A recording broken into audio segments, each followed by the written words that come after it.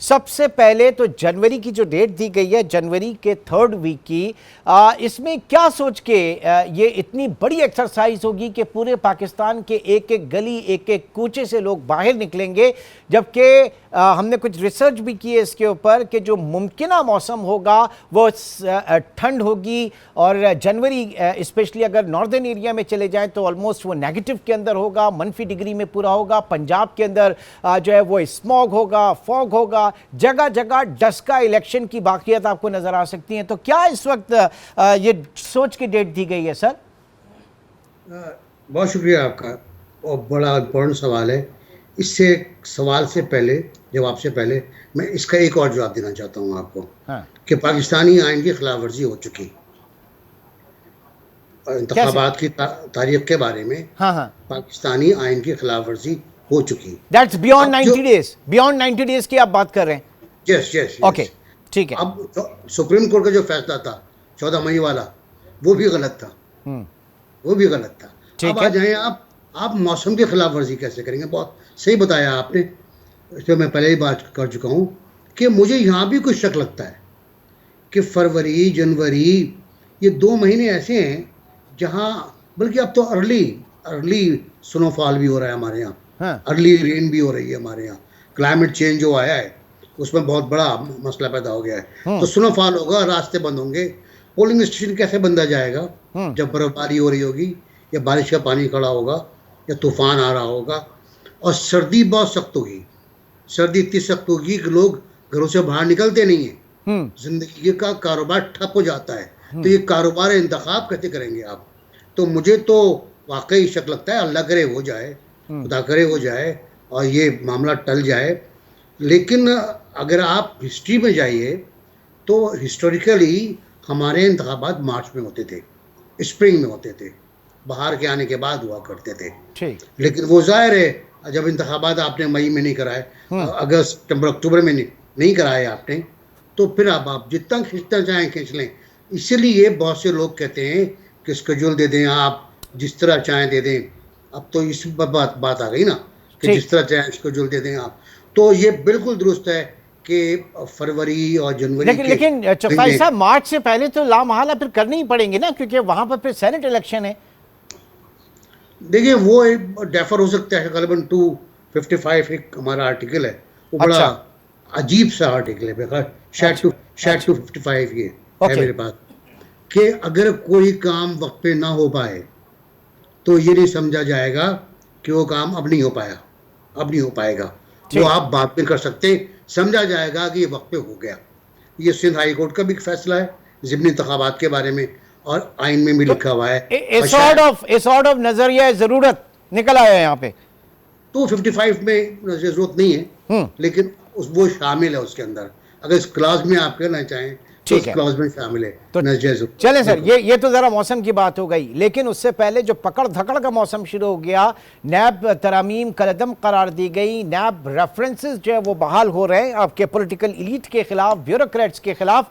माहौल लगता है धकड़ में इलेक्शन हो सकते हैं। आज तमाम सियासी जमातों के सियासी रहनुमा तो अंदर होंगे, बाहर इंतखाबी मुहिम कौन चलाएगा? देखिए, अभी जो वैन भर की नैब की कोर्ट पहुंच रही हैं, वो बड़ा मज़े का किस्सा है।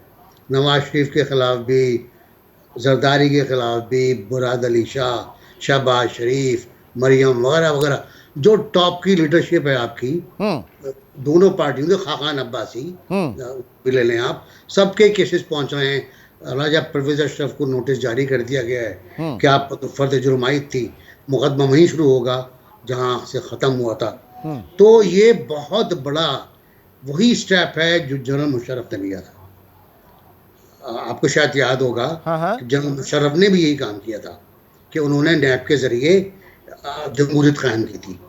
नैब के ज़रिए पार्लिमानी पार्टी बनाई गई थी। नैब के ज़रिए कुछ लोगों को कहा गया था आप बॉर्डर पार कर जाओ, तो वो चले गए थे। वो लोग इल्ज़ाम लगाते हैं, मैं नहीं कह रहा हूँ, लोग इल्ज़ाम लगाते हैं कि यही काम हो रहा है। नहीं, लेकिन यहाँ तो कोई भी नहीं बचेगा ना सर। यहाँ 6 साबिक वज़राए आज़म और फिर उनकी 2nd टियर और 3rd टियर लीडरशिप, यहाँ तो कोई बचेगा ही नहीं। फिर नहीं, कोई रास्ता तो निकालेंगे ना, कोई रास्ता निकालेंगे। कोई देखिए, किंग्स पार्टी हमारे यहाँ मैं ये नहीं कह रहा क्या बनेगी, सॉरी, हमारे यहाँ बनती रही। ठीक है। किंग्स पार्टी हमारे बनती रही है, तो किंग्स पार्टियां शायद ना बन पाए इस बार, मुमकिन न बन पाए। लेकिन ये कि हालात जो हैं वो इस तरह के हैं कि सुप्रीम कोर्ट के 3 रुकनी बेंच के फैसले ने एक इतना बड़ा क्राइसिस खड़ा कर दिया कि जिसको अब सुप्रीम कोर्ट ही खत्म कर सकती है। Now that's the point. आप इस वक्त बात कर रहे हैं supreme court practice and procedure act, और जाहिर है कि उसका जो फैसला अब आना है, तो तमाम तर चीज़ें अब एक तरीके से समझ लें सियासी डायरेक्शन जो है वो उससे मशरूत है। अगर सुप्रीम कोर्ट के जज के इख्तियारात को जो है वो महदूद कर दिया जाता है, अगर बंदियाल साहब की जजमेंट्स के खिलाफ फैसला आता है और अगर उनके फैसले सेटिस्फाइड होते हैं, तो फिर यहां पर रिलीफ है हमारे पॉलिटिकल एलिट्स के लिए, अदरवाइज तो नहीं है। जी बिल्कुल। देखिए, चीफ जस्टिस हैं हमारे काजी फैजीसा साहब, उन्होंने, जस्टिस मंसूर ने, जस्टिस याया आफरीदी ने, जस्टिस मंदोखेल ने, गलबन तमाम हजरात ने बहुत तरीके से कहा था कि ये आप ना सुने उस वक्त तक जब तक आप supreme court practice and procedure act का फैसला ना करते। और एंड विद फुल कोर्ट उसमें मंसूर शाह के सिवा सब उठ गए थे। काजी फैजीसा तो उठ के चले गए थे, बाकी ने बाद में नोट भेज दिए थे कि जी फुल कोर्ट चाहिए इसके ऊपर और नहीं हो सकता। तो ऑलरेडी एक मेरा ख्याल है, मैं कोर्ट को नहीं समझ सकता, कोर्ट की बातों को मैं नहीं समझता, कोर्ट का क्या फैसला आएगा मुझे हरगिज नहीं पता, लेकिन कुछ आप थोड़ा बहुत पिछले माजी से आप सीखते ना, तो मेरा ख्याल यही जो जजेस बोले, जजेस ने कहा वो बहुत क्लियर है कि चीफ जस्टिस बंदियाल को जाते जाते ये लास्ट किक नहीं मारनी थी। ये पहले फैसला करते सुप्रीम कोर्ट एक्ट का, उसके बाद उस केस को लेते जिसका वो फैसला कर गए, नैब ऑर्डिनेंस वाला, नैब की तरामीम वाला। ठीक। अब तो सूरत हाल ये है कि नैब का जो कानून है वो मुशर्रफ का जो ऑर्डिनेंस है वहाँ वापस चला गया है, उस जगह वापस चला गया है। बिल्कुल इस तरह जिस तरह अगर आप पाकिस्तानी आइन को मनसूख कर दें, ये कई बार हुआ है, तो पाकिस्तान का जो पोजीशन है वो 1935 के एक्ट पे वापस चली जाएगी, उससे गवर्न होगा पाकिस्तान। इसी तरह अब मुशर्रफ का जो ऑर्डिनेंस था, बदनाम ज़माना ऑर्डिनेंस, मैं ये कहूँगा जिसने पाकिस्तान की मईशत को ही नहीं, ब्यूरोक्रेसी को, पॉलिटिक्स को और मोरल को तबाह किया, इस इखलाक को तबाह किया, वो आप वापस चले गए। अब देखें 3 अक्टूबर को क्या फैसला होता है, लेकिन जो बहस हुई है इस दौरान वो पार्लियामेंट के बालादस्ती पर हुई है, पार्लियामेंट के कवानीन के एहतराम पर हुई है और पार्लियामेंट एक्ट पर हुई है कि पार्लियामेंट एक्ट जो है कितना इंपॉर्टेंट है, आप कैसे इसको लात मार सकते हैं इस तरह। ठीक, तो मेरा ख्याल ये इस पर बहुत इंपॉर्टेंट फैसला आएगा और ये सारी नजरें उसी के ऊपर मरकूज हैं।